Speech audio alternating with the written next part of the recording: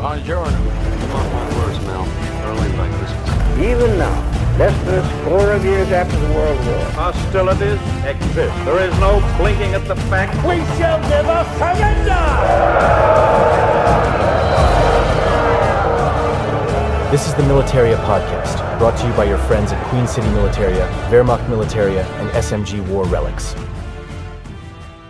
Welcome to the fourth episode of the Militaria podcast. I am Joshua Doda. I run Queen City Militaria, and I'm joined today and every day by my friends Dante Gambino of SMG War Relics. Hey, what's up, you sons of bitches? And Billy Kramer of WehrmachtMilitaria.com. Is it my turn to talk? Hello, everybody. I'm William Kramer of WehrmachtMilitaria.com, and I'm so happy to be here tonight.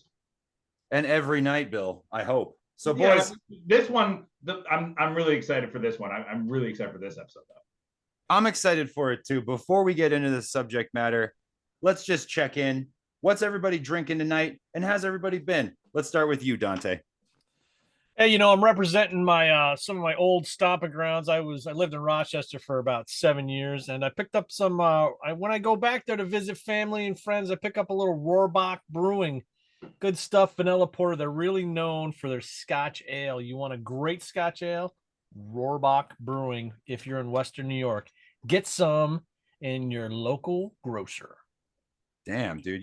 Me and the old girlfriend, we're going to be driving through the state later this year. Maybe we stop up there and get a tour or something. Yeah, sure. Well, you should go to the Jenny Cream Ale freaking brewery. They got a nice brew pub, and they got all kinds of cool shit that Don't you can't even buy. get me started on Genesee, buddy. I love No, Genesee, not pal. the Come on, Genesee. Genesee Cream Ale, buddy. Get out of here. Well, listen, the beer really sucks, but their specialty beers are not bad. If you want good beer, you got to go with Rohrbach. That's what I'm going to say. But I'm not a native Rochesterian here. That's my advice to you. And Bill, what about you? What do you got going on over there? I went with my Czech Pilsner of the Grolsch in my Dick Butkus glass for the evening. In honor of Tom Gradowski, who has a dog named Butkus. I chose my Butkus glass tonight. Always on brand, Bill. And I just want to let you guys know I'm got that signature select Mandarin orange seltzer over here. Exotic stuff.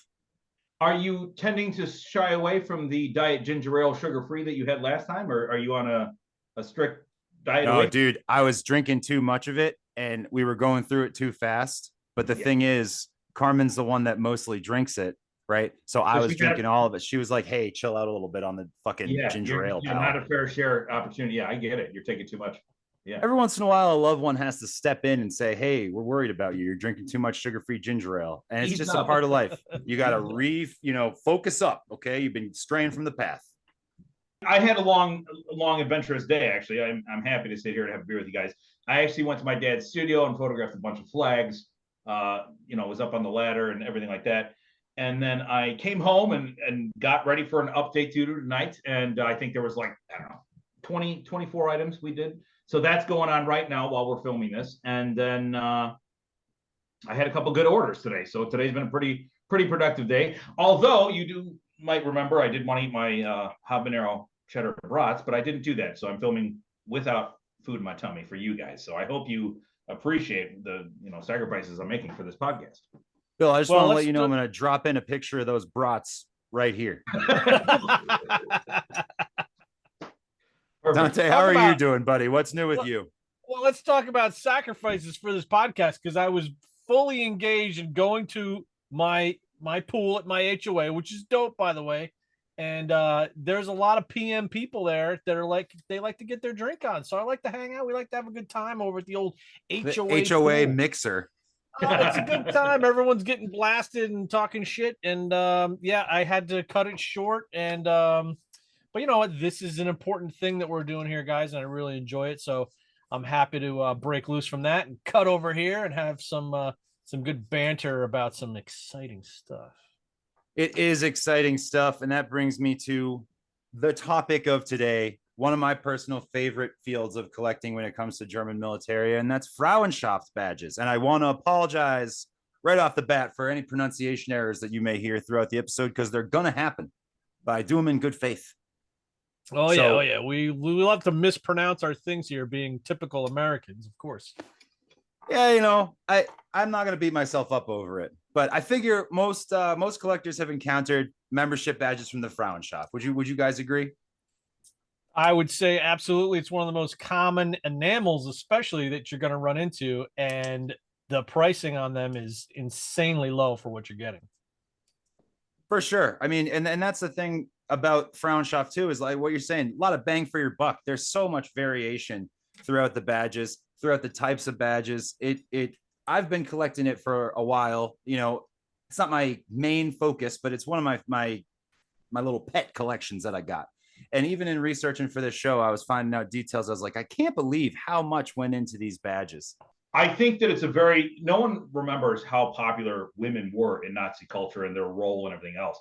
It was a huge organization, and Nazi ladies are just as important as Nazi dudes when it comes to collecting. And there's a ton of variation, like you were saying. There's different gal levels and everything else. So it's a kind of a cool, and they're affordable. You know what I mean? Like it's an entry level thing, but there's so many cool things about it because there is the variation. So I'm excited to. I know that's your like forte, and you're really into this. So, Josh, I'm excited to see what you have to teach me on this one. Okay, so the National Socialist Frauenschaft, or the National Socialist Women's League, was the only official party-affiliated organization in Nazi Germany. It was a combination of several Weimar-era nationalist women's organizations that were absorbed into a single entity and put under the control of the Nazi Party. This is similar to the kind of thing that you see with most organizations of the time, veterans organizations. I'm sure you guys have seen pre-war. There's so much variation. Nazi Party comes into power.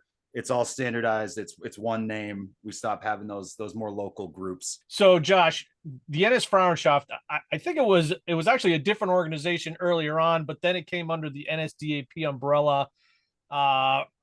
Mid 30s, we talking 36, 37. When did this happen? So as far as I know, we're talking 1933, and that's why you start to see the unofficial first pattern badges, the ones that are kind of a minefield. Those would be your first iteration of the membership badge. Those were circulated in 1933 only, at least according to like I said, if somebody wants to correct me online, send the angry emails. But to my knowledge, that's when we started. And the Frauenschaft was the primary source of Nazi Party propaganda for women living in Nazi Germany. And you might be thinking, like, so what propaganda would be targeted towards women? Like, what were the important things that they were trying to indoctrinate into these people? And, some of the stuff can be as simple as they were instructed to use, specifically German manufactured products in their homes. It's part of the self-sufficiency initiative in Nazi Germany. They were, not using imported products, not using stuff that was manufactured abroad. And they often participated in classes which would prepare them to be ideal wives, mothers, students. Taking in sperm and spitting out babies. I think that's a big part of what they're about, dude. Did you just drop a Family Guy reference right? Yes, I did. The bill. Yeah, the bill. Yeah, the bill. So yeah, you're kind of right. That's I'm not sure I can make that an episode title because it's a little aggressive, but that is pretty much what the Nazis thought. That's pretty much the Nazis thought. They were instructing all of these things, the motherhood, how to be a good wife, how to be a good student. It was all according to Nazi ideology. And after the war started in 1939, they had some extra responsibilities around the country. It was a little bit more varied for them. They would provide refreshments at train stations. They would assist in collections of materials needed for the war effort. They would provide some cooking classes. And of course, and probably the darkest thing is they allocated slave labor from conquered Eastern territories. So if you were a larger German family at the time and you needed help, you would receive from the Frauenschaft a conscripted domestic servant who formerly might have been in Poland or Czechoslovakia or what have you. How orientated were they with the with like nursing? The Frauenschaft functioned almost, it was more of a political entity. Yeah. In the way that it was specifically there for more politically active women. Keep in mind the fact that when we talked about how it was formed out of Weimar era nationalist women's groups. So there were plenty of groups that existed for women in that era that were not nationalists. They didn't get absorbed into the Frauenschaft. That was more of a Frauenwerk type deal. And again, pronunciation, it is what it is. But there is a decidedly political nature to the Frauenschaft. There is a more apolitical nature to the Frauenwerk, and we'll talk about that a little bit later.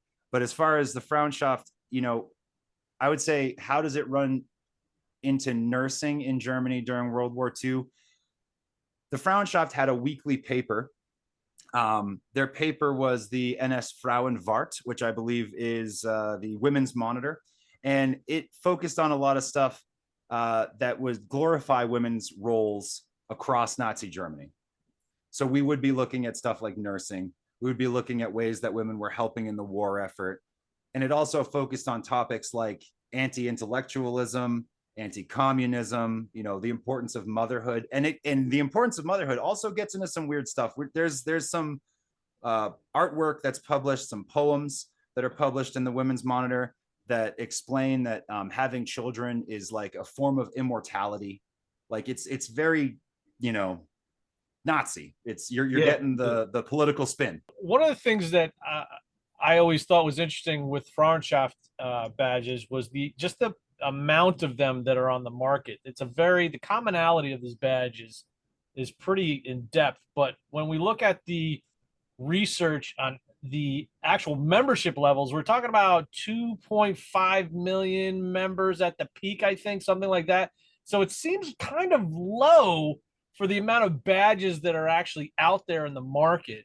So I'm kind of wondering, well, where did all these badges come from? Now, we know that they taught all kinds of classes and stuff. Were they just handing out enamels at these classes? Is that where all these extra badges are coming from?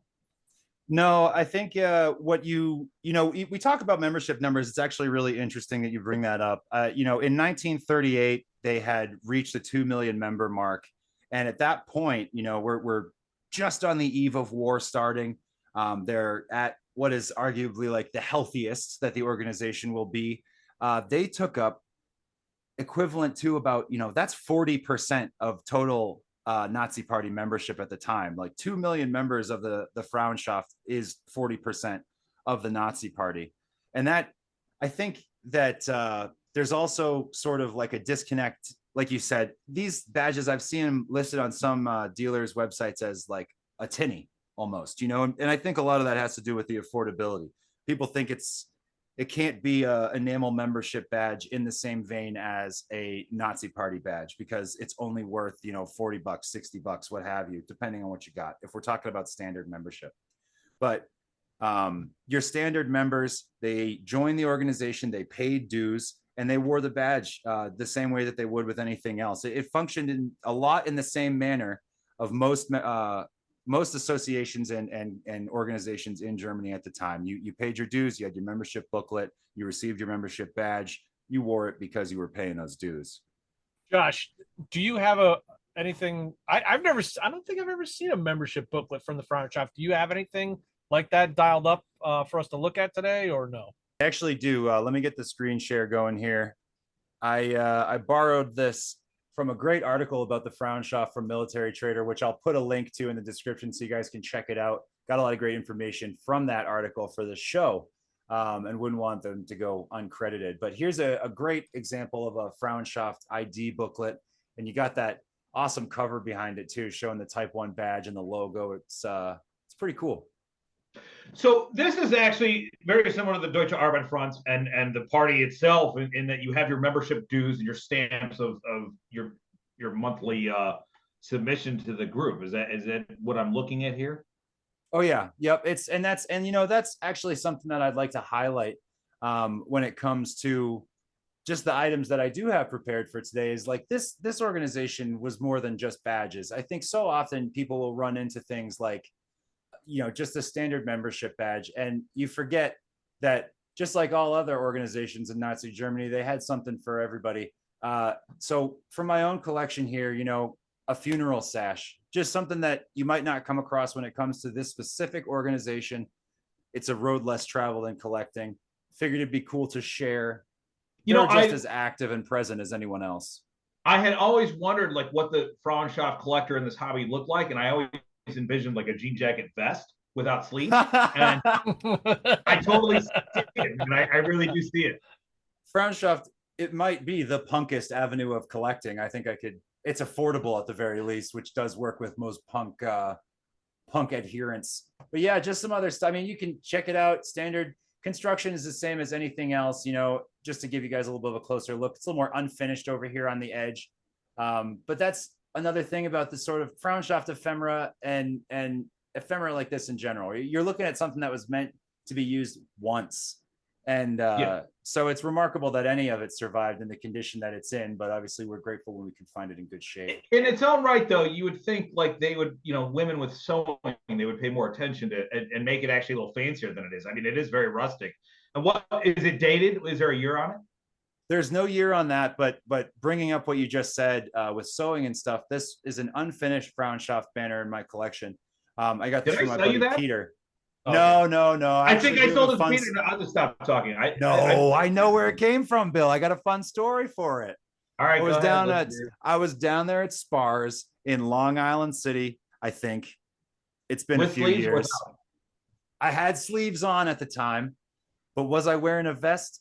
I don't know. I can't answer that. But that being said, I was down there at Spars and I saw this, and it's an unfinished Frauenschaft banner. It's got all the stuff that you would see on a finished one, of course, heavy hand embroidery, everything that these women had for their banners and a lot of stuff. They was handmade, and oftentimes at a community level. It was something that they would do to build that camaraderie.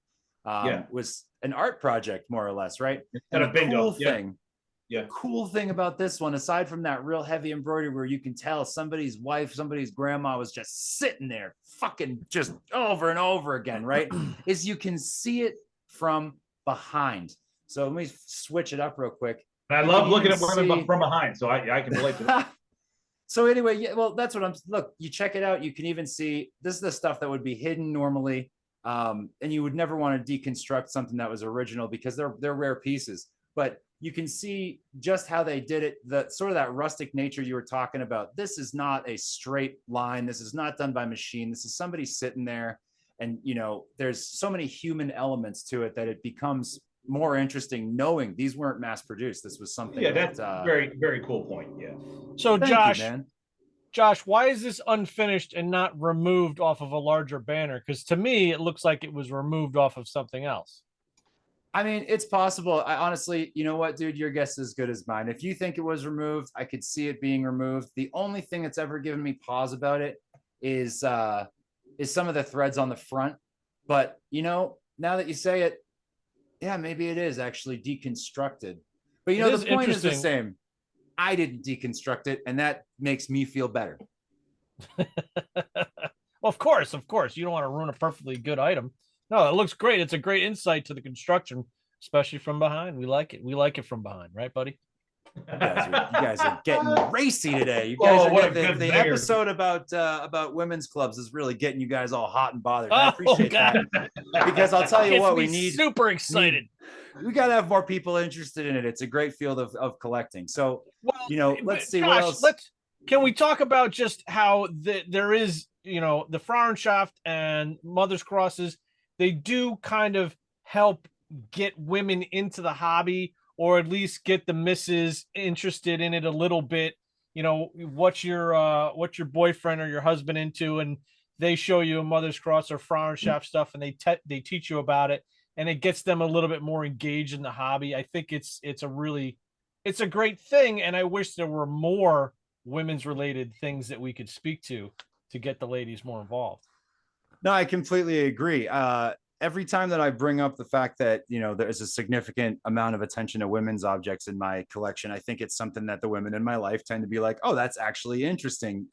So much of the stuff that we see and collect is really on the harsher side. There's people that specifically collect SS, people that specifically collect just a lot of the real dark shit, people that are out there buying Zyklon B canisters. Come on. But this is something that you can look at and say, these people, these women were a part of that society, and they were a very important part of that society, both because, they existed, right? But also because they fit into the political ideology in such a crazy way by modern standards.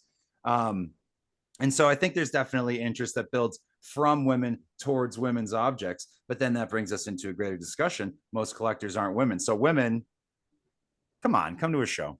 Come to a show. Come to the show. Deal with some of the old dudes and smelly things. You'll love it. We're not Pick up some selling you on the Frauenschaft. show. This is a tough sell for the show, but you'll have fun. Bill. But so at Western Illinois University, I had a professor, and he interviewed, forgive my pronunciation, Gunther de Alken, who was the chief editor for propaganda of the Dutch Fortsecorps, the SS newspaper. And in this book, this, it's just incredible. The view of women in the ideology of Nazism is mind blowing. And like you're talking about, they had their role, and you made a great point earlier. They were involved in society. They were there front and foremost, and they weren't. Again, you go back and you hear so much about the Nazis and the soldiers in World War II, but 2.5 million members, that's nothing to sneeze at. And the fact that in 1933, when the Nazis took power on January 30th, that this became an organization that they regulated to a degree. I mean, that's pretty symbolic of they had a 12-year stint of Nazi ladies, if that. It's very interesting. You're completely right.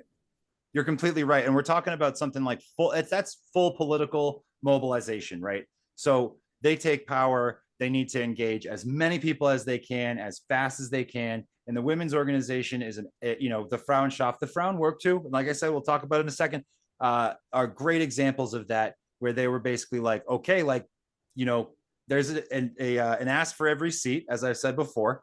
And in this situation, they were like, there's a giant framework to engage women politically. And then, like we'll get to, there's a giant framework to engage women politically, but lie to them and tell them it's not political too. But you know what? We've been talking all sorts of stuff here. We got a whole bunch of things going on. I think what I'd like to do, if you guys are interested, is talk about the fucking badges. What am I spending 40 bucks on? Oh, the badges. We got to talk about the badges. Show me the badges. And I got them for you right here. Give me 1 second. So here we are in my desktop. Wonderful. But let's start with this.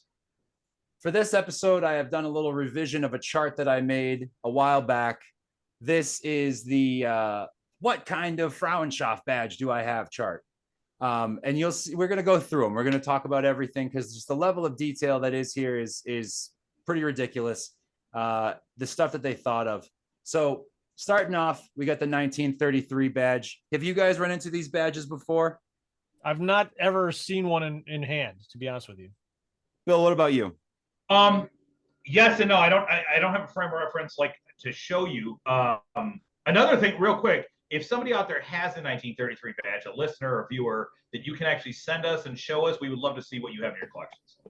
Yeah, seriously. And the reason why I asked these guys if they've seen these badges before is because they are ridiculously hard to come by, heavily reproduced. I'm sure, I think actually when I was looking for pictures earlier, Dante, I saw some stuff by Joe Rivet on your website available for reference to highlight the fakes that exist of this badge. This is an unofficial badge. And if you're just getting into Frauenschaft stuff, if you're just thinking maybe I'll throw a couple badges for the ladies in a Riker mount, but I don't really know where to go to start, I don't think that's the badge for you. Moving on though, what I will say, and we'll show you the back of some later on, at least something to watch out for. But moving on, we got my personal favorite, the first official pattern badge, 1934 to 1939. It's a great looking badge. Got the black and white cross, the GHL, which stands for faith, hope, and love. The Frauenschaft of motto, which is interesting, something you don't hear very often. Kind of a unseasonably kind motto for Nazi Germany. Yeah, that's interesting. I had no idea that that's what that stood for. So that's good information.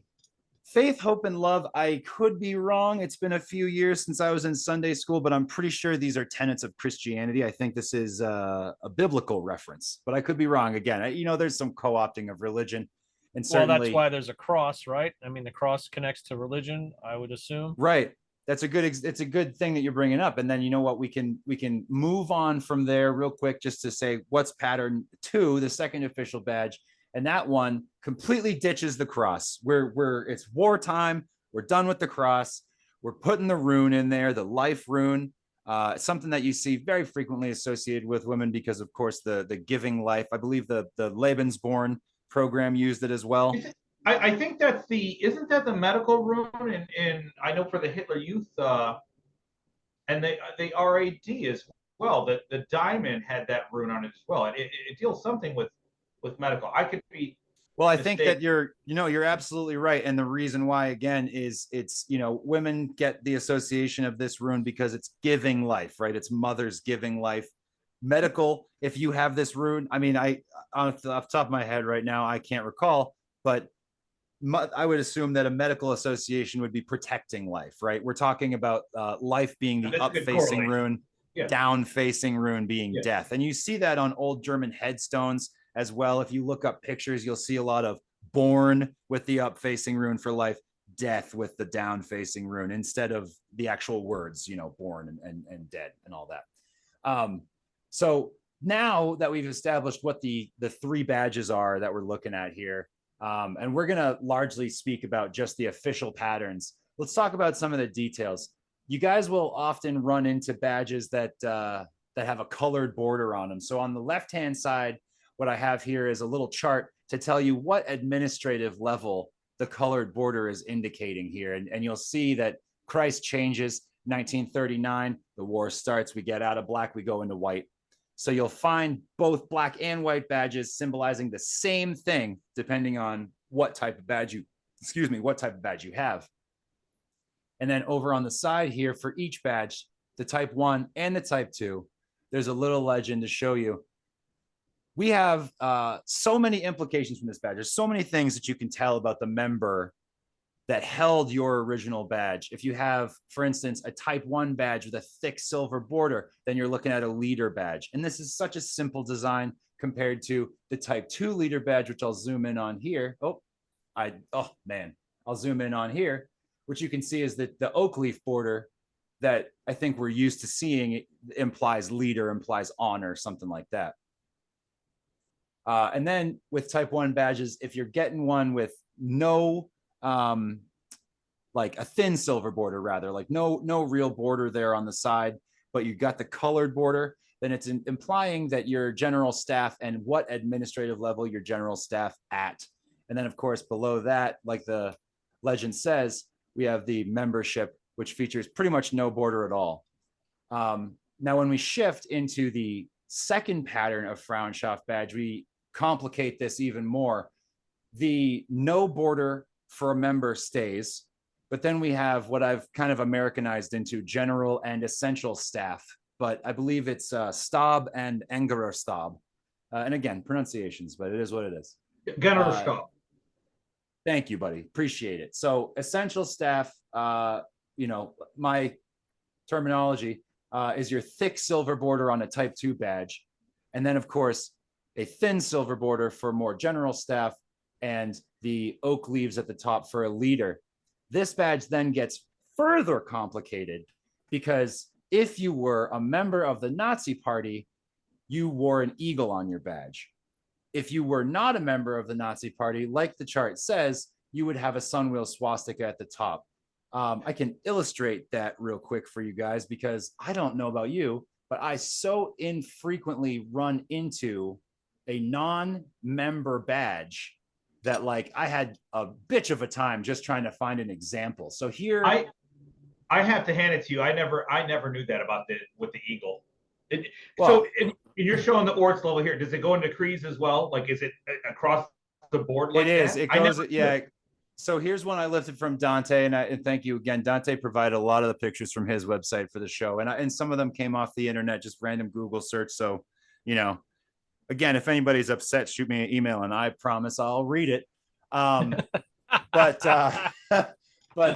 this would be, your member of the party, non-member, and then we'll go up a level. And now you have, again, same basic thing here with the red border, non-member of the party working at administrative level in a general staff, and then a member of the party working as essential staff. And one thing that I noticed when I was going through these references here was that most of these badges that you find for members are always at an essential staff level, and the badges for non-members are always at a general staff level, which makes me think there was some logical favoritism that was played. And while we're looking at badges, I'd like to say that this distinction is interesting. You know, you look at this badge, the Frauenwerk badge, which we'll talk about in a second here, just to delineate what the difference is. You know, the Frauenwerk was supposed to be a less political women's organization. And when we talked earlier about absorbing women's organizations into one, you know, conglomerate here, we talked about politically active nationalist organizations go to the Frauenschaft. The less politically active women's organizations go to the Frauenwerk, and they're given this design from the start with the rune and the sun wheel. And you look at the type 2 badge for the Frauenschaft, it pretty much mimics that, right? And it brings up an interesting point, which is you apolitical organization like the Frauenwerk gets this design. And then a less political member of the Frauenschaft, still political, but less political, mimics the same apolitical design as the Frauenwerk. So, you know, you were wearing on your chest at all times, not just that you were a member of this organization, but within the organization, you were wearing on your chest the fact that you didn't even really give that as much of a shit as these other women who were in here, really latching on to the doctrine, really engaged with it.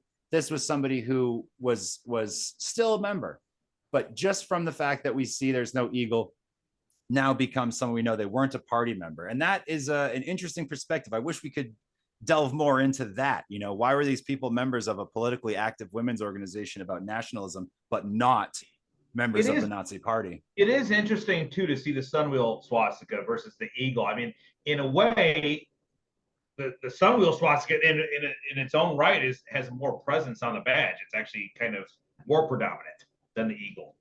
It is. I completely agree. It's a very strange thing to see them make the differentiation here. And, you know, this is another, like we just talked about, illustrating, you know, party members get essential positions. But yeah, I agree. The sunwheel swastika is more pronounced. It's a bigger one, but you don't get that eagle, man. You don't get that special spice. Yeah, I see it. Yeah. Just circling back. Yeah, this chart, you know, honestly, if you guys are out, you're in an antique store, you're at a show, you need something quick, a little point of reference, please do use the chart. We'll make it available. I'll have it on my website. I know Dante will probably have it on his website. He used the last one. And I heard there's rumor that we might have an Instagram coming soon. So, you know, yeah, it's possible that it'll be there too, but who knows if that'll be out by the time I release this episode. But now, you know, one thing that I'd like to talk about, because we just touched on it before. And by the way, I hope you guys I ghosted it in there. Boom. URL action. Cheater. Just quit. You know, I don't want to distract people. But so anyway, you know, moving on just a little bit. The Frauenwerk, right? We were just looking at a Frauenwerk badge. Great stuff. Boring as hell. Nobody likes it. And also nobody knows what it means. I can't tell you how many times. Let me end the screen share for a second here. We can just riff on it. I can't tell you how many times I've talked to somebody and been like Frauenwerk, and they're like, oh yeah, it's a labor organization. I mean, what's your guys' experience been with it? My experience is that I don't know what the fuck it is, and it looks like Frauenschaft, so I just put it in the same category. I don't know what it is, but I have a feeling you're going to tell us, Josh. You damn right I'm going to tell you what the difference is, bud, because and honestly, you're pretty spot on right now with like thinking that they're related. They are very closely related. They had the same exact leadership, which was Gertrude Schultz-Klink. She ran both organizations. And the distinct difference, like we've hinted at now, is that Frauenwerk was really not so deeply entrenched in politics. Like, obviously, you know, they were never, interestingly enough, actually, you know, they were never associated officially with the Nazi party. They were under close supervision. That was the official relationship that they had. But the Frauenwerk was founded in 1933, same as the Frauenschaft, founded by Rudolf Hess. And it just absorbed the remaining organizations that were not specifically nationalist into one conglomerate organization. So and they provided. So go ahead. I'm sorry, that was rude of me. So was Frauenwerk directly, like you said, is it related to the Deutsche Arbeiterfront? You said it was more predominantly like focused on that. Was It's it related not to it? related to the DAF. Okay, It's that was my not question. related in the same way. They do cut that want out. women to be doing jobs. No, it's fine. We leave it in. Everybody's got questions. They do promote that women do jobs, but they promote women do jobs that the party wants them to do. So like, Tilts a clink. Yeah, she was like, "Do what I tell you to do." more, well, you know, she's a leader. That's what she does. But I will say, like, the simple idiom that I'll give you guys for the difference between these two organizations is, the Frauenwerk instructed you how to perform the duties that were expected of you as a woman in Nazi Germany, and the Frauenschaft explained the political ideology behind why those duties were expected of you. So the That's very Frauen, simple. thank you, dude. Thank you. I did a Yeah. lot of thinking about that the other day at work, and I was like, boom, that's it, man. It only took 15 years of collecting. The Frauenwerk provided motherhood and housekeeping classes for German women and generally focused on building skills. Like I said, they established the Reich's Mother Service, which, here's a pretty interesting thing, provided motherhood classes. And that was like a huge thing that these people were doing.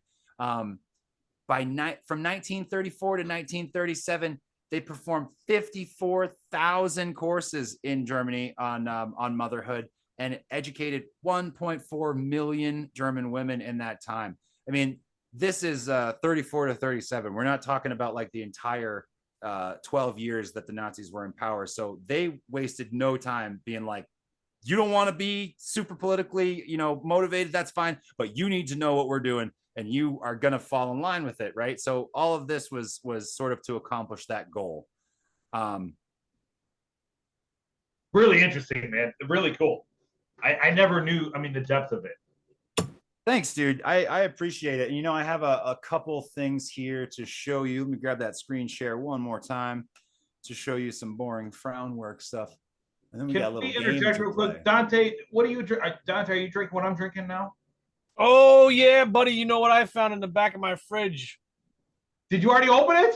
Oh, You may have heard I did. That's what made me think. Yeah, and I tried to time it right, but I couldn't because Josh was getting all in his. Yeah, you Frauenwerk. you're a little early like we all do. I'm a It just nerd, happens bro. to the best of us. Show us That's all right. the Let's talk label. more What are about you drinking, pal? Frauenwerk stuff. Let's get fucking fucked up and talk about Frauenwerk. Show us the label, bud. Give us a plug. What are you drinking, bud? Oh, it's that fucking Czech Pilsner, the Gross shit. Yeah, fuck yeah. Let's drink it. Represent. All right, we're gonna go back to screen sharing for a second. We're gonna finish this shit up. So let's see here. Frauenwerk specific. I'd like to highlight just a couple things that you might not see. Here's some administrative Frauenwerk paperwork. It's a Christmas letter. It's a Christmas greeting. And I displayed it here with a little bit of sports insignia, and it's the same shit. We're talking about this stuff. It's an organization that's active, just as active as everyone else. And they had the same accoutrement to go with everything. So you get the letterhead, you get the specific organization, sports and stuff. You get the specific stamps. I mean, it exists from everything. If you're a Frauenwerk collector, if you're a Frauenschaft collector, don't just stop at the badges. Go out there and find the paper. Get the stamp, man. Get the sports insignia, because it's all out there. And I think that that's the kind of stuff that you just never see, because frankly, it's misunderstood and it's overlooked most of the time. I don't know if you guys would agree, but how many times? That's a great question. On your guys' websites, do women's items sell? Yes. Yes and no. Yes and no. It's both. Like Mother's Crosses sell. I can't keep them in stock, literally. The Frauenwerk and Frauenschaft leader badges sell instantly. The common member badges, they take a while. But this podcast might change that. We could be turning a new page and really growing the business here. That's a good point, because I do have, and there's different sizes of the membership badges too. There's multiple variations in size, not the same motif. I agree with you to an extent, because I'm thinking about my enamel drawer right now, and I do have a lot of Frauenschaft, Frauenwerk enamel. So it does sell, but it's not consistently all the time they're flying off the shelves. That's a really cool photo, Josh. Thank you, buddy. I just wanted to bring it up because you said the badges are different sizes, and you're absolutely right. Yeah, and great. Also, I want to give a friggin' shout out to my man Dante Gambino, because he sold me this badge here with the crazy abbreviation. It's ridiculous.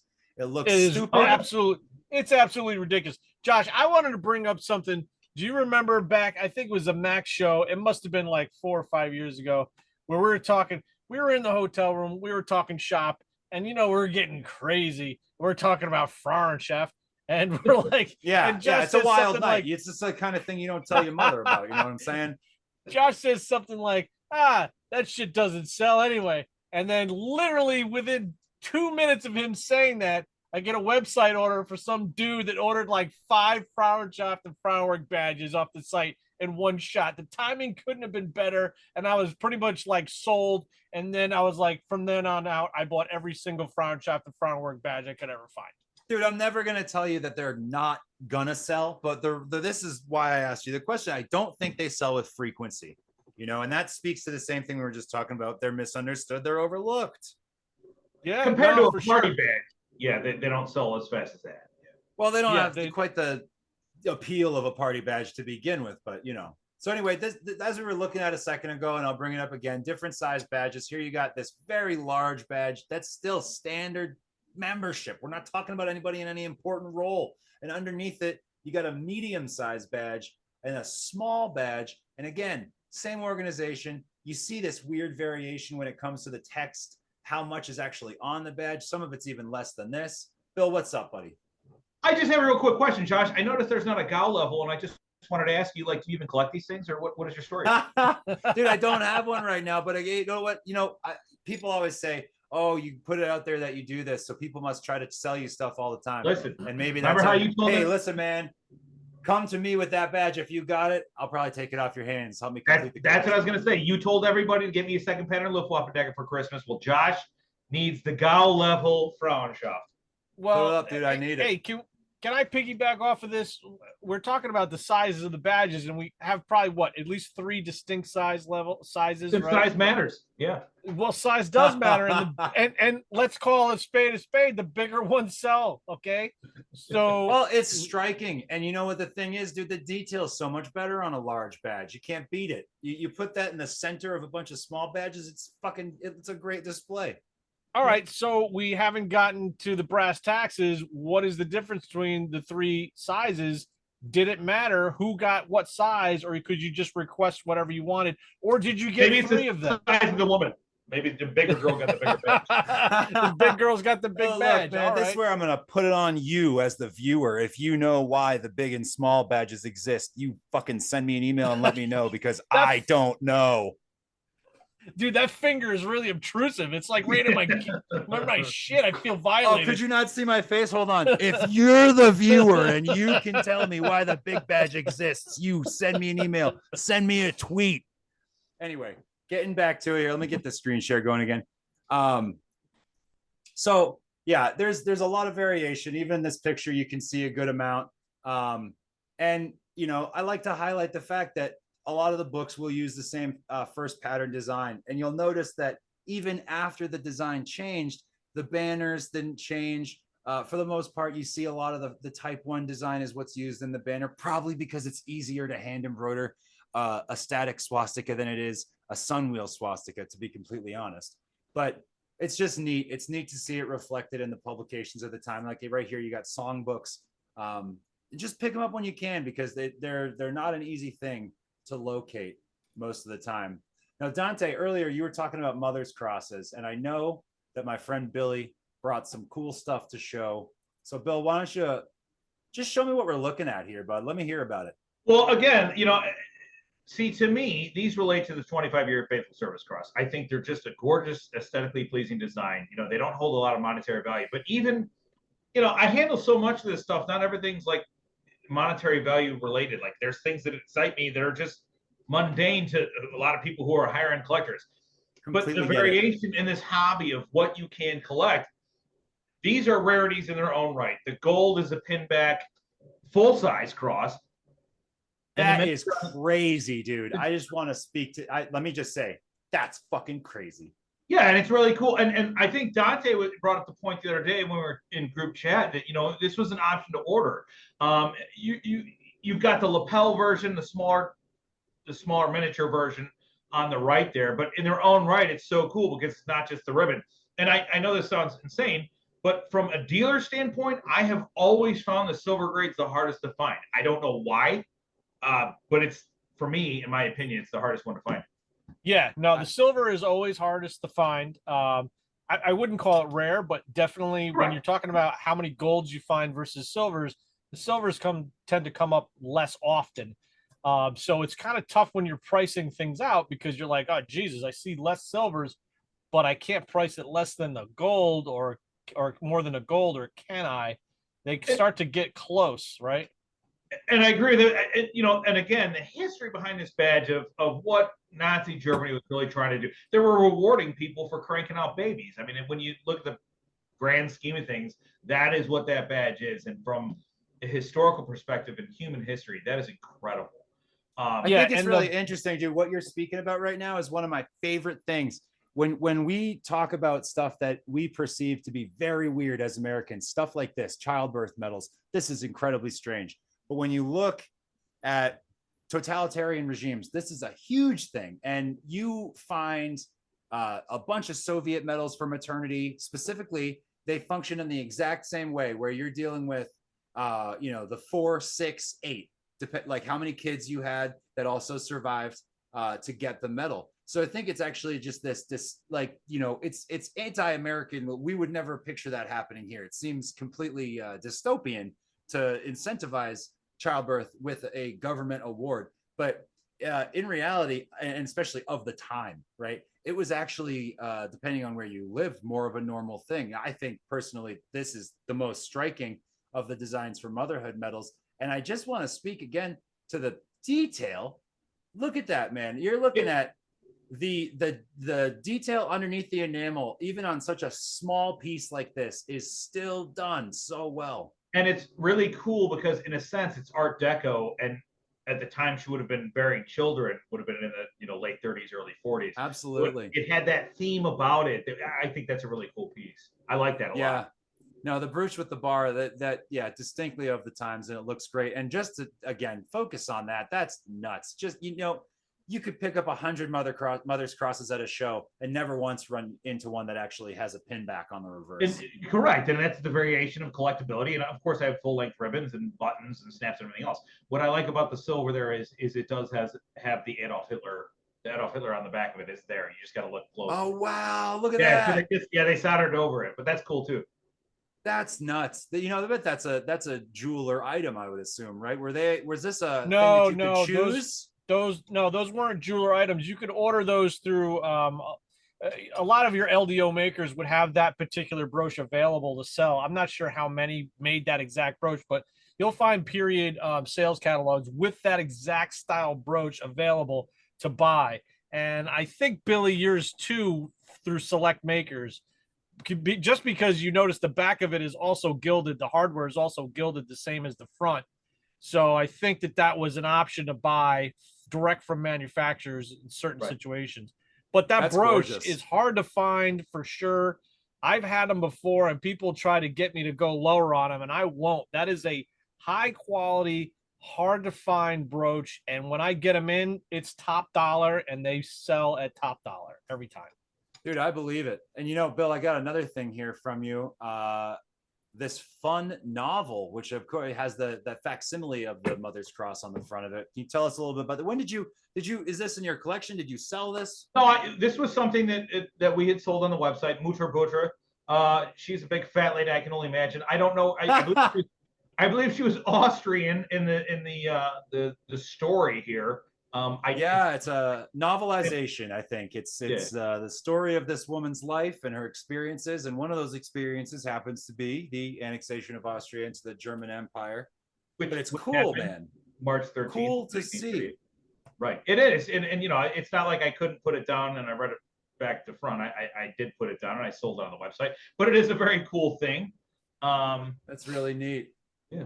It is really very neat, dude. It's one of those things. So it's cool to see images of awards pop up on the publications. It just reminds you this is such a part of normal life. Yeah. It wasn't just something that maybe somebody got a medal and you heard about it and never saw. This was circulated around everywhere. This wasn't. It was a common thing. It was an image people knew at the time period, which again speaks to how strange it is that it's a road less traveled by in terms of collecting because it was a very big part of their society. Now, Dante, I got one thing here from you, and then we got to take a look at some variations. We got to play a little game, and a lot of those pictures that we're going to look at are from you, but I got another piece here. Speak to this for me, bud. What are you showing today? Yeah, so this was a Mother's Day card. I guess it was issued by the Maine Culture Office to the mother of a fallen soldier. So this is 1944 dated. This is actually, you can't really tell from the picture, but this is a very large card, right? The size, I'm trying to remember when I had it, but at least the size of a regular piece of paper, if not a legal size. Wow. And they don't come up very often. One, because they're later in the war, right? This is a 44 dated. I'm not sure if they had any previous to 44 or after, but you don't see them very often. So when they do come up, they do sell for a nice little penny. They're quite rare and nice item to have to go with your Mother's Cross stuff. I also like the fact that Goebbels had something to do with this. And the propaganda minister of in 1944, like you're talking about, unfortunately, the Wehrmacht is dropping like flies. And think about how many times unfortunately for them, yeah, that was a bad time to be in the Wehrmacht. Correct. Bad time to be a German, yeah. Yes, it was. Yes, it was. If you were, yes, if you were 20 years old in 1944, that was very unfortunate for you. You wonder how many of those they actually had to send out, and how many poor women lost their sons to the front. It's incredible of what that actually is historically speaking, and what he's for saying. sure. And you're looking again at paper ephemera, and that's another one of those things. Just like we talked about this earlier with the funeral sash, but this was made to be used once, and then it would get put in a drawer, and then it survived the end of World War II and all of the years after it until it ended up on Dante's desk. And I'm sure now it's forever home. But it's like people overlook paper, and that is one of the biggest tragedies I think in this hobby. Just to divert quickly from women's stuff, because it's the first thing to go. It's the first thing. It's very brittle too. Yeah. Yeah, and it's not made to last in the same way. I mean, Bill, you just recently had the D-Day leaflet that was dropped on troops. The fact that survived exists. Yes. Yeah. I mean, it was like half of those things probably ended up in the ocean, and a good portion of them probably ended up as toilet paper. But you got a near mint condition one here, and it's just like, man, that stuff needs to be saved more than most of the other stuff. It's now that you mention it, it did have a poopy smell. I hope it wasn't used as toilet paper. Added history. Value added. No, Dante, thank you for showing us that, man. That's really cool. And obviously, it directly relates. We're talking about women's stuff today. We're talking about Frauenschaft, we're talking about Frauenwerk, but more broadly speaking, obviously, we're kind of just looking at these relics of just what it was like to be a woman in Nazi Germany and what life was like, what remnants are left over. And, we've touched on it a couple of times. It's something that you just don't hear about. You don't learn about. They don't make movies about it necessarily. I think some of the more drastic things like the Lebensborn and things like that, sure, they get a little play. But in terms of what these organizations do, I mean, I don't know about you guys, but I think they just they go by the wayside too often. So hopefully you guys are finding a little bit more to enjoy from them. Going back to the badges, I would like to show you guys some examples of stuff to look out for and stuff that's authentic too. And then I want to play a little game. So we'll do a quick screen share up here, and we'll start off with, let's see here. Start off with this badge here. Tell me, guys, this is a type 1 badge, and obviously it's a problem child, and that's why we're showing it to people right now. What's the first thing that jumps out at you? First thing is the coffin back. To me, it goes right in the garbage. I don't even pay a second mind. Completely agree. You can't trust a coffin. Bill, what do you got? Well, it's a zinc. I agree with Dante. This is actually a first generation of this fake. Unfortunately, this got posted on the forums. This is, again, the first generation. So this is the first time people got smart. The fakers got smart, learned, we told them the coffin pin backing and everything else. And they came out with this version here that this is the letters, they're not raised, and they changed to a more circular, very typical reverse pin plate. So they tried to improve it, but Ozong did not ever make this badge. So it's clever, but if you keep up with the Joneses and you follow the forums, you understand the Ozongs. I want to say that's probably 10, maybe 15 years old, but they try to improve it. on the first badge you showed. This is the new improved version, but it's still a fake.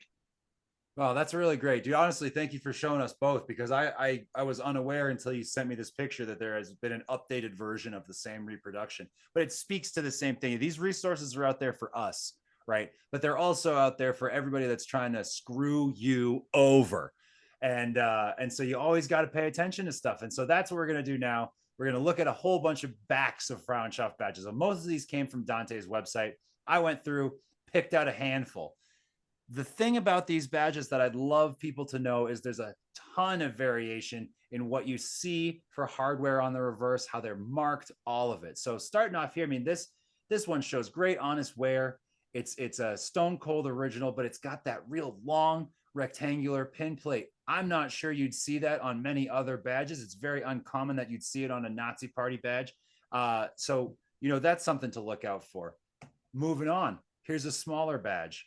I mean, for the size of this badge, this one would be one of the smaller ones like we referenced earlier. For the size of this badge, the amount of inscription on the back is over the top, right? What was the previous badge also raised lettering with the RZM mark? Can you go? Oh no, it is sunken. I'm sorry, it is sunken badge. But the next one you show is actually pre-RZM, correct? Yeah, yes, I would say so. Yeah, of course. Yeah, that's type 1 badge. Yeah. But it's interesting, again, you're looking at just how much, lettering can we fit onto the back of this badge. And then, again, a slightly strange looking pin plate. It's very similar to a coffin pin plate in this. They're similar, but yet the devil's in the details. You got to really know what you're looking at. That's similar in shape, but yet different too. Exactly. Well, you find period publications. They're out there. If you guys are curious enough, you can go find them. Period publications from manufacturers that'll show all the pin plates that are available. You won't find the coffin pin plate in there. I've seen forum posts sometimes that the coffin plate is a debatable thing. It's not debatable. Don't waste your money on the chance that maybe you got some badge that was repaired with a coffin plate or anything. It's not worth your time. Moving on, once I zoom out, moving on, we got this. That is a much more standard looking pin plate for the back of this. And obviously, nothing wrong with that. Zimmerman. It's Zimmerman, and it's raised. It's raised on the back too of that one. Yeah, beautiful badge. Stone cold original, but it doesn't look anything like it. I don't think that's raised. That's raised. That one. No, this M72 is definitely sunken. Raised. You don't think that's raised? I bet you $25 that's raised. That's raised. In Are my you guys smoking crack? That's sunken as if I ever saw anything was sunken. Go dig it out of the binder, Dante. That's more sunk than the Titanic, bro. All right, no, hold on. Maybe I do see. Maybe no, There's no chance in hell. There's no chance you're just being hell. a dickhead. They're my favorite badge. I give you credit for having a nice badge, but I am not saying that's sunken at all. That's a raised surface. But fucking, you know what? Moving on. Let the viewers chime in. They can tell you that shit is sunken. Oh, the viewers. I can see it going either way. I see it going either way. On like a Zimmerman SS Cap Eagle, it's raised. So it's interesting if that is something that they chose to do it differently on the back of an ammo. I'm saying raised all day, but hey, you know what? YouTube commenters, you got the visual right now. Leave a comment. Tell us what you think. Is the Zimmerman badge right? Is the Zimmerman badge raised or is it sunken? And I'm telling you right now, the YouTubers are on my side. That's a raised up RZM. We'll see how that goes. So moving on down the line, again, just looking at typical, atypical, just stuff you can find for these. This is one from my own collection. Here we have a very, this is early pre-RZM. It's the large badge that we looked at earlier. Look at that big, fat rectangular pin plate, and it's right at the top. Sometimes you'll find them in a vertical orientation. Sometimes you'll find them at the top. But if you were to see this, maybe on some early transitional party badges, you'd run into the same type of pin plate, but it's a scarce one. And it's the kind of thing that I can understand somebody may raise an eyebrow at, but I'm saying it's safe. It's a show's opinion that it's safe. If you're thinking, man, I've seen one like that. I had a question about one in my own collection. I think it's good. Look at this one. Totally standard. Totally standard, the kind of thing that you would expect from that real standardized production process. Once again, and that's raised. That's absolutely, that one is raised. That's raised. That's raised up, dude. That thing is like Mount. I almost want to go grab a 72 out of my drawer. I bet you I have a Zimmerman. That's raised. That's raised like a Sunday boner, bro. That's raised, dude. It's like that is Easter Sunday up in here looking at this RZM mark. Okay, that's raised. But I'm just saying, the only thing I'm trying to highlight here is you're going to find a lot of variations with this badge. For one reason or another, the production process was just not standardized effectively, even after the RZM. And we've showed you different RZM marked ones here that still have weird pin setups on the back. I mean, here's another one that has the same kind of pin plate as mine earlier, the pre-RZM one, marked Gesh. And then this one has the same pin plate, but it's RZM. So, you know, you're looking at very mixed hardware, and it's the kind of, it makes them more collectible. You want to have one of everything. You want to find that rare pin plate. Fuck it. I believe in you. I think you can do it. I like the font. The 92 font is very Art Deco too. It's very cool looking. What do you guys think about this one? Is it raised? That's No, raised, bro. That's intended. You look, I've seen raised before, bud, and that is raised. No, it's not. That one's not. No, that one's not. Come on. That's This totally is raised. crazy. What is this? This show's falling apart. Oh my! Can we get into the game? I thought we were gonna play a Let's game. get into the game. Let's get into the game. So here are two Frauenschaft Ortsgruppe badges. They are seemingly identical, and we have just looked at so many variations, right, across different manufacturers. Stuff to look out for. One of these badges is fake, boys. Billy, let's start with you. Which badge do you think is a reproduction, and why? The one on the right. Why? The enameling in the swastika is not predominant. The L is childish at best. And I don't like the lettering up top for the National Socialist Front. It's just very mundane. It's not, that's my opinion. That one's the fake one on the right. Dante, what about you? What do you think? Yeah, I'm gonna go with the right because, well, the lettering is, well, we see variations of lettering, but I don't think the spacing is correct on the lettering. But the main thing that pops out at me on this is the fact that the silver looks almost chrome-like, and that was not usually a thing. So the chrome-like silvering, and then the enamel has kind of an epoxy look. That's what I'm going for. I'm saying the right is a fake. Guys, I'd like to, so let's just recap. We think it looks like a cold enamel process, right? Because so much of this was done with hot glass enamel. That's we get that translucent we like. It looks like a cold enamel, looks cheap. Say the lettering looks bad. Let me show you the back. Have you reassess. What do you think? Which one's fake? Which one's real? Oh, the orientation is the same. I still think the one on the right is fake because of that weird barrel hinge thing that wasn't a thing, I don't think, on those. Another, yeah, correct. The one on the right is the fake. Not to mention the M and the RZM. The M1 looks like a McDonald's logo. That's fake. You guys are absolutely right. You're absolutely right. And the reason that I have this badge still in my collection, and the reason that I highlight it, is because you will see people on forums look at this, and because of the variations we talked about with text, they will say, oh, it doesn't have, the periods to abbreviate national and socialist. It doesn't have the exact right shape. I mean, look at this E right here, how it gradually sweeps down. This one looks like it's almost more squared off. Yeah. Billy, you highlighted that. That's a great point. Text shape is a huge thing. And then, yeah, the L, kind of childish. I mean, look at this L versus this L. You can see clearly a more defined shape over here. And how much? Sorry. Go ahead. Go ahead. The blue on the left for the Orts is much more predominant too. It is, but I tell you what, you're a brand new collector. You see this artificial aging on the back. You don't see a coffin pin plate, and you think to yourself, maybe, right? Maybe. And there are collectors online, and there are dealers that will swear up and down that you are going to find a Frauenschaft badge, an original, authentic badge that has a pin either straight soldered to the back of it without a plate, or with this barrel plate that I, like you, Dante, don't believe is original. And it's the show takes a stance right now. Every single time you see this, man, you gotta make a face like somebody just farted in the room, because you deserve better than that. If somebody's trying to take your money and they're like, yeah, it's only $75, and you turn around and you see that bullshit barrel fucking pin on the back, you say, no, sir, Militaria podcast told me I deserve better than that. Bill, what do you got? Well, I agree with everything you just said. And again, all three of us know, how many times have we been in the room with the SOS or Max? And he's like, oh, I got this for $20. And it's like, yeah, but it's bad, dude. He's like, yeah, but at least it wasn't 75 like you want for yours. And it's like, yeah, but you're misunderstanding the point of this. And there's real ones and there's fake ones, and you got to really know what you're doing. And if you don't pay attention, it's a cash and carry sale. So That's why you buy from guys like us, because we will honor the fact that if it's bad, it's bad, and we'll give you your money back. But that one on the right is a clear fake, in my opinion. Nope, you're completely right. And that's the only reason I wanted to play this little game with you guys, because there is debate. You can look online, look on the forums, and you'll see some people, maybe they don't want to admit they got burned. They say, oh, it's scratched up, it looks worn.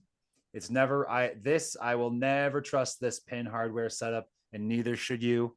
No matter how much you like a dealer, don't say anything to him about it. You can be gentle if you don't have to call him out, but don't buy it just because you like the guy either, because this is not correct. And that's, honestly, that's the biggest thing I have to say. There's a lot of variation when it comes to these badges, like we've talked about, like you guys could see here, been through the classics, saw this, and just know what to look out for. A lot of the same pitfalls you'll fall into in enamel badges will be true of these, but there also is more variation in original material. Now, Bill, before we get off the topic here of Frauenschaft badges, and while I still have the screen, I want to talk about this gem that you showed me. Well, we don't know that it's a gem. We don't know if it could be completely bad. It could be. Yeah, it could be, but it's a mystery, and that's why I want to talk about it. So what do you got? So in the organization book of the Frauenschaft, it is not listed as something that would have been back in the day. However, to say it could be a prototype is completely reasonable. I don't know why you would just make that. If you're a faker trying to make, why would you devote the time? And I've never seen another one. No, I haven't either. Right. And if you're going to fake something, the object is to make money. You're trying to make money. So there would be 100 of these. So there's no logic in this being fake or fantasy, in my opinion. It came out of Germany. I got it a few years ago. It is RCM marked on the reverse. The hardware's textbook, in my opinion. Is it raised? I think that's raised. I believe it's very clearly raised. Yeah, but we just looked at a bunch of originals that have this same hardware. So anyway, I don't know what it is. I'm not going to throw it in the trash bin. I'm not going to put it in my repo drawer, because I don't know one way or the other. And you know what? There's always that period photo that surfaces in this hobby of like, well, there it is. For so many years, there are things that are like, oh, it never existed. No, there's no way that SS officer has an Army Eagle on his hat. And it's like, well, there's a period photo. And yes, he does. No, I completely agree with you. And I think in this situation, I'd hang on to it because it's a mystery piece as well. One of the more interesting things about this one, and maybe I could bring them up next to each other real quick if I'm slick enough here, is that you need sleeves. It's got a different. No, dude, you get rid of the sleeves because it cuts down on the wind resistance. And I'm just always worried about being fast. Yeah, so, right. Let's compare it real quick to this.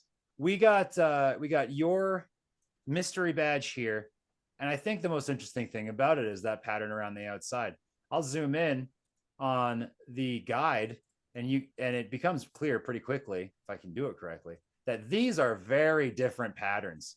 This is a distinct oak leaf, and you can say, okay, oak leaf, sure, makes sense. You can find it on tons of badges. This is a very different thing. And I mean, that is enough for me right away to be like, man, I agree with you. I wouldn't necessarily rule it out.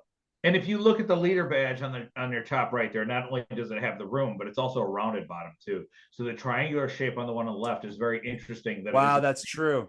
Yeah, that is very true. And you know what? Now that I'm thinking about it, that's why. Well, you only speak the truth. We know that. But now that I'm thinking about it, I wonder. Maybe I'm misremembering, but I feel like Type 1 badges are a little bit more. Nope, they're still rounded. So yeah, it's interesting. Yours is more angular, bud. 100%. I would say that badge on the top left, the large one in your front, if you're looking at the photo on the right, is more triangular pointed, and the rounded ones up. Go back, dude. On the top left. Look at that. Look at these comparison. That is yours. Yours comes to a fine point. That's really interesting. Dante, what about you? You ever seen anything like this before? No, I've never seen anything like that before. I mean, it's really an amazing piece. I can't believe we've never seen this before. I mean, it's definitely a unique design. It's a unique mold.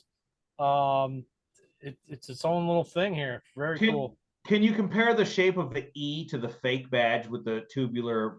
Is it similar or different? Can we do that real? I know we can compare, but what if we learn something we don't want to learn? It's fine. That's why we're doing this, is to compare it and look and analyze it. I mean, if it's bad, it's bad. It could very possibly be fake. I don't know. I've never seen it before. Let's check them out. I would say It is more like the fake on the right. It is more it similar. is more like the fake than it's not exactly the same. Let me see if I can make this a little finer. It's not exactly the same, but it is more similar. But that being said, I like my Yeah. L better. I like a lot of things about my badge better, especially the abbreviation. No, but look, Billy, I'll give you some confidence here. The one on the right, you see the U and the E are really smashed together. Yeah. Yours doesn't have that problem, and I Right. think compared to I this think one. that yours is okay. And we'll go back to kind of one of the old kind of logical things is, well, if it's a fake, why aren't there millions of them out there? Because you wouldn't just make one of them, Correct. right? Correct. There would be a shit ton of them for profitability, just Founding cost of members. making them. No, I don't know why it's there, but it definitely is something I'm not throwing away just yet. I actually like the idea of founding member. And you know what else I like the idea of? I've seen An this honor done badge. a couple times. Not even just an honor badge, retired member. I've seen some Ooh, interesting yeah. retired member Frauenschaft badges over the years that make me think this could be something like that, where we're dealing more with like a, yes, this was a private thing that was done, but it was done to honor somebody's service to not necessarily, something that you would see in official publications from the party. That's crazy interesting, Bill. Thank you very much for showing that. You are welcome. And honestly, aside from one little last group picture that I have to show you guys that just encompasses a lot of women's organizations. Let me bring it up here. Episode 4. That's where we are. I think we're pretty much wrapping it up. So this picture would illustrate to you just some organizations that you might have seen absorbed into the Frauenschaft, the Frauenwerk. You have obviously the evangelical Frauen organizations at the bottom. That would be a little bit less nationalist. So Weimar era. Yeah, but it's less nationalist, and that would be more of a Frauenwerk organization, whereas something more like the Vaterlandische Frauenverein, right? The Patriotic Women's Association is, of course, more of a nationalist organization. You would see them skew harder towards a political organization like the Frauenschaft. And then just, some other ones that are in here. You see this Housewife Association. Love that. Something you don't see very often. Female Stahlhelm member. There's a handful of weirdos in here, but I appreciate you guys listening to my spiel today. I know it's not something that everybody's interested in, but I hope we could shed a little bit of light on the women's organizations and what they bring to the table when it comes to what's out there for collectors to find, to do their Indiana Jones. So let me ask you guys, you got any wisdom to close us out here for the show? Let's go to you first, Dante. Give me a little bit of wisdom. A little bit of wisdom is support the women's organizations and get other women into the hobby. That's my wisdom. Grow the hobby through the women's organizations. It's an avenue that is not really tapped into. It's more accessible for sure too. There is that. Bill, what do you got for wisdom for me, buddy? I think anybody, viewers, if you have questions about sleeves or women's organizations, Josh is your guy. Josh, call me up, baby. Than anyone I've ever talked to. It's impressive that he does have the knowledge he does. So, Josh, you did a great job. You did a great job. I know a lot about women's badges, and I know even less about having sleeves on my denim. And you know what my wisdom is to you guys today? I was down locally, went to Farmers Co-op Antiques here in Redmond, Oregon, right here in the middle of the desert that Dante doesn't believe exists, and picked up some great US stuff because I got a website update coming up for July 4th. So shout out to Redmond Farmers Co-op Antiques. Got this cool hat. Got to tell you, I love it when the antique store has merch. And on that note, boys, episode 4 in the books. My name is Josh Doda. I run Queen City Militaria. Again, I'm here with my friends, my coworkers, my peers, my compatriots, my mentors, Dante Gambino of SMG War Relics. War-relics.com. Thank you very much, guys. Appreciate it. And Billy Kramer of Wehrmachtmilitaria.com. What a blast this episode was. My dog is going to riot if I don't take him a walk at midnight. So thank you guys. This was a lot of fun. I'll see you next time. Okay. Thanks for staying up late with me, boys. Yeah, Hope buddy. your grilling goes well, Bill. You grilling Yeah, in I the gotta dark eat tonight? still. Yeah. Daddy's gotta eat. Yeah. All right. We're getting out of here. Thank Good. you, listeners, viewers. We'll be back next time. Bye-bye.